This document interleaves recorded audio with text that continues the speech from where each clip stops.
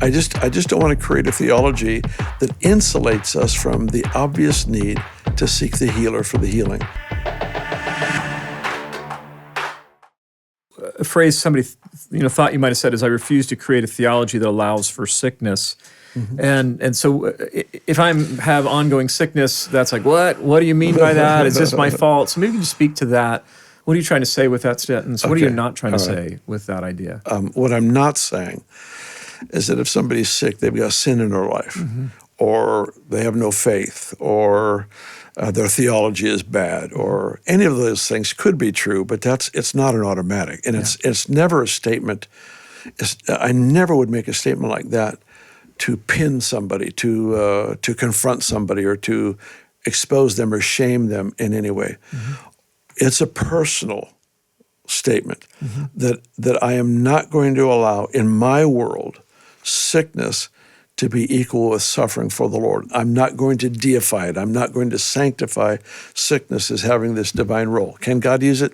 My goodness, he can use everything. Yeah. He can use my stupid choices, to teach me and train me and advance me in the kingdom. He can win with anything. Absolutely. But it doesn't mean he designed it. And I won't sanctify sickness in that sense, that I say, God gave it to me to make me a better, to mm-hmm. learn suffering or whatever. Well, if he gave it to me, why do I go to the doctor? I'm warring against what he gave me then.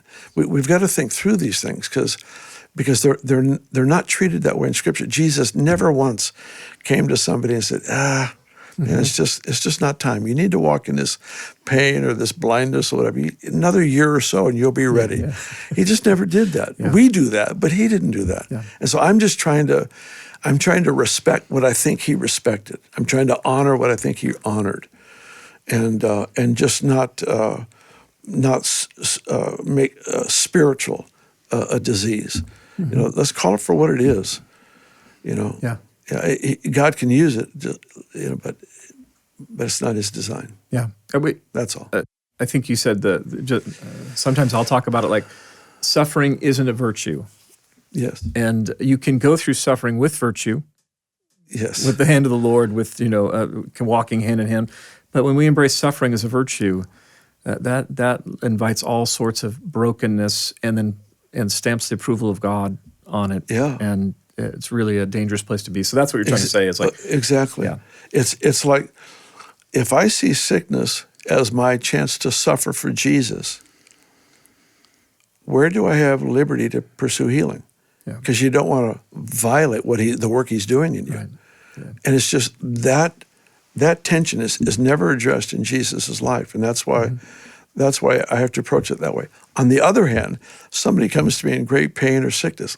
It's mercy, mercy, mercy. It's just, let's just try to help them. I mean, even we see, Paul. It seems like he came to one community who said he was weak. He doesn't quite explicitly say he had a sickness, but he's weak. He's just not thriving, and they didn't beat him up for that. They still respected his message and what he brought to them. Exactly. So he was celebrating, like, I came weak, and you guys met me. And then he struggled with Epaphroditus for his friend in prayer, and then finally says, "Then the Lord had mercy." Yeah, exactly. And spared me from this grief. And so we see Paul having to kind of wrestle through, continue in prayer, but then he got the breakthrough in the sickness and was really grateful for it. Yeah, there was only one target, and that was the health of his friend. Yeah, and that's the target. And I just don't want to create a theology that insulates us from the obvious need to seek the healer for the healing. In the same way, I would seek the forgiver. Say that again. So you don't want to create a theology that insulates us or keeps us from the need. Deadens me from my awareness that I've got to go to Jesus to be healed. Yeah. In the same way, I've got to go to Jesus to be forgiven. I've got to, I need help with relationship or with finances or whatever it might be. I'm going to go to him with these things. And I don't want this, what I consider to be a false narrative, a false theology that insulates me from my awareness of the need and privilege to go to him. And we kind of get back to that idea that Jesus' perfect theology again is just that when we see in the life of Jesus, he makes no case for this is character building, stay a little longer, and that he heals everybody who comes to him that we see in Scripture. So that's like, we go like, if that's what his role was, that's what we embrace as well. Right, right.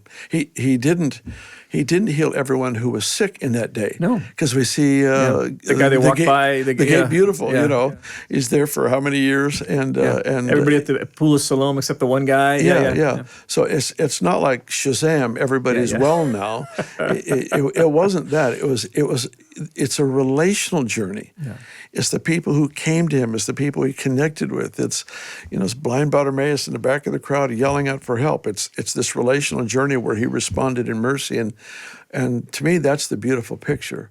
Is it's him being moved with compassion for people in his journey.